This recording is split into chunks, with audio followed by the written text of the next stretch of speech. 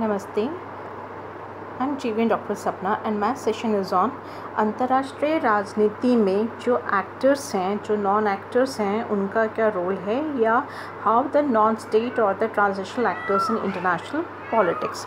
Generally अगर हम इनकी एक डेफिनेशन देखें शुरू से, तो उसमें फ्रेडरिक स्मिथ के अनुसार राज्य ही अंतर्राष्ट्रीय व्यक्तित्व के धारक होते हैं और अंतर्राष्ट्रीय न्यायालय की संविधि में अंकित है कि न्यायालय के समक्ष आने वाले मामलों में केवल राज्य ही वादी प्रतिवादी हो सकते हैं।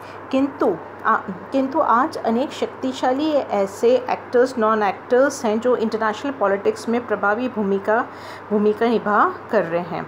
अतः संयुक्त राष्ट्र संघ के 193 सदस्य राज्यकर्ताओं के साथ कई हजार नॉन स्टेट एक्टर्स अब समकालिक अंतर्राष्ट्रीय संबंधों का पथ प्रशस्त कर रहे हैं। राज्यतरकर्ता एक तरीके से ट्रांजिशनल एक्टर्स की गतिविधियों का अध्ययन आज के अंतर्राष्ट्रीय संबंधों के अध्ययन का एक दिलचस्प विषय बनकर उभरा है। अंतर्राष्ट्रीय राजनीति के यथार्थवादी सिद्धांत के अनुसार अंतर्राष्ट्रीय राजनीति के प्रमुख पात्र या जो एक्टर्स हैं वो राज्य होते हैं और इसके अंतर्गत राज्यों के बाह्य व्यवहार का अध्ययन किया जाता है, जो कि शक्ति के परिप्रेक्ष्य में राष्ट्रहित की प्राप्ति हेतु कटिबद्ध रहते हैं। नाउ इनका मीनिंग अगर जनरल देखें तो विश्व राजनीति में बहुत सारे सक्रिय ऐसे एक्टर्स, नॉन स्टेट एक्टर्स हैं, ट्रांजिशनल एक्टर्स हैं, ऑर्गेनाइजेशन हैं, इंटर गवर्नमेंटल एक्टर्स हैं या नॉन गवर्नमेंटल एक्टर्स भी इन्हें कहा जाता है। ये सभी राज्यतरकर्ताओं को एक दूसरे से अलग करने वाला बिंदु ये भी है कि यद्यपि उनकी गतिविधियाँ विश्व के विभिन्न राज्यों में लोगों तथा वस्तुओं को प्रभावित करती है, तथापि ये सरकारों या राज्यों के साथ औपचारिक रूप से जुड़े हुए नहीं होते। अंतर्राष्ट्रीय राजनीतिक व्यवस्था में इन एक्टर्स तथा इनकी भूमिकाओं के बीच एक तरह का ट्रांजिशनल प्रोसीजर, ये एक अंतःक्रिया होती है या फिर उनको कहा जा सकता है।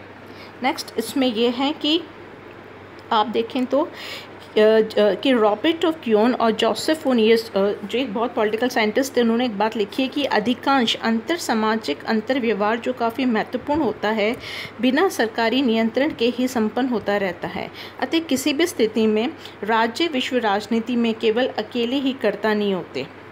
लगभग 2 शताब्दी पूर्व वॉल्फर ने लिखा था कि वेटिकन, अरब अमेरिकी तेल कंपनी तथा अनेक राज्य इकाइयाँ कभी कभी अंतर्राष्ट्रीय घटनाओं की दिशा को प्रभावित करती है।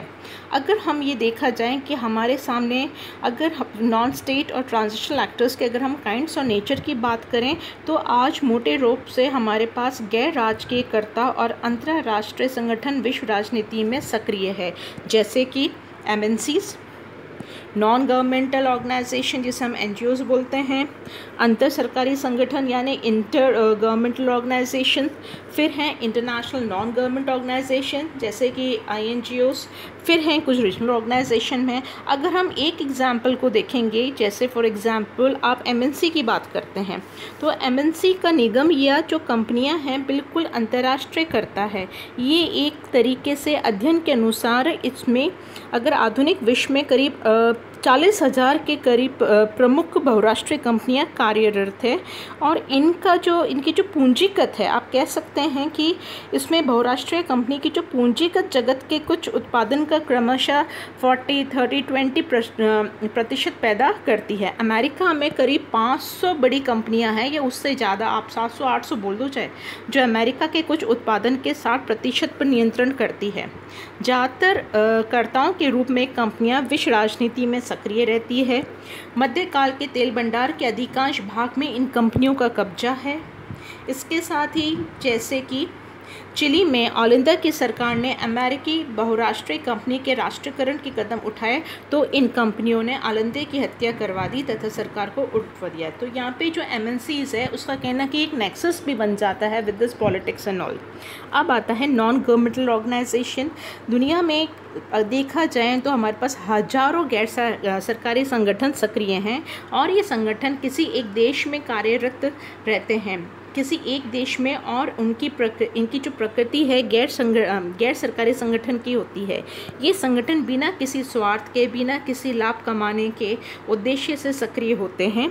ऐसे संगठनों में प्रमुख हैं जैसे कि फ्रीडम हाउस, या फिर आप कह सकते हैं कि कार्यरत पॉपुलेशन, या फिर इसमें आप अगर गिने तो ये इसके एनजीओस में आप पर्टिकुलर आप किसे कह सकते हो, ये आपके एनवायरनमेंट से वर्क करते हैं, ये ह्यूमन राइट्स पे वर्क करते हैं, ये हर जगह इनका एक सरकारी संगठन है, सरकारी नहीं बोल सकते, गैर सरकारी संगठन है जो अपना जितना देश कर सकते हैं, ये जितना अपना जिसे कह सकते हैं कि एक कंट्रीब्यूशन है, एक योगदान है विश्व में, उतना कर सकते हैं ये लोग। फिर है इंटर गवर्नमेंटल ऑर्गेनाइजेशन।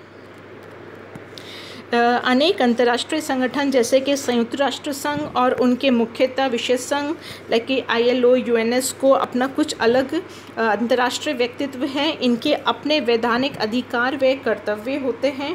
स्टार्क व ओपेनहेम जैसे विद्वान अंतर्राष्ट्रीय संगठनों को अंतर्राष्ट्रीय कानून का विषय मानते हैं। इसकी श्रेणी में जैसे कि आप देख लो कि नाफ्टा, G15, ये सब these are the example of the IGOs।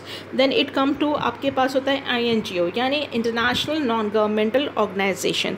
कुछ गैर सरकारी संगठन क्षेत्र व भूमिका की दृष्टि से इतने व्यापक होते हैं कि उनका कार्य क्षेत्र राष्ट्रीय सीमाओं से आगे अंतर्राष्ट्रीय हो जाता है।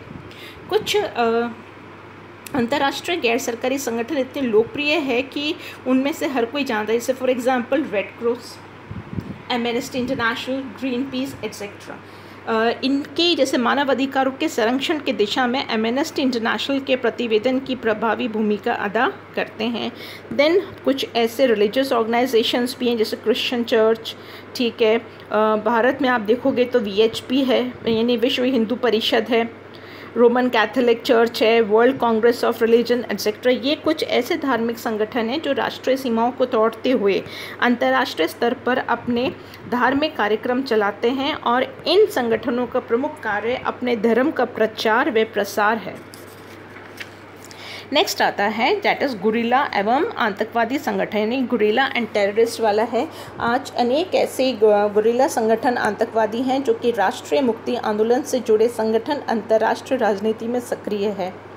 ये सिर्फ आप एक पर्टिकुलर किसी देश को नहीं कह सकते, पूरे विश्व में आपको ऐसे मिल जाएंगे। और ऐसे संगठनों में जैसे कि अफ्रीकन नेशनल कांग्रेस ANC, उसके बाद PLO, फिर है लिटे, जैश-ए-मोहम्मद, तालिबान एट्सेट्रा। ये कहीं ना कहीं उदाहरण है जो शो करता है कि गुरिल्ला और टेररिस्ट ऑर्गेनाइजेशंस हैं जो वर्क कर रहे हैं।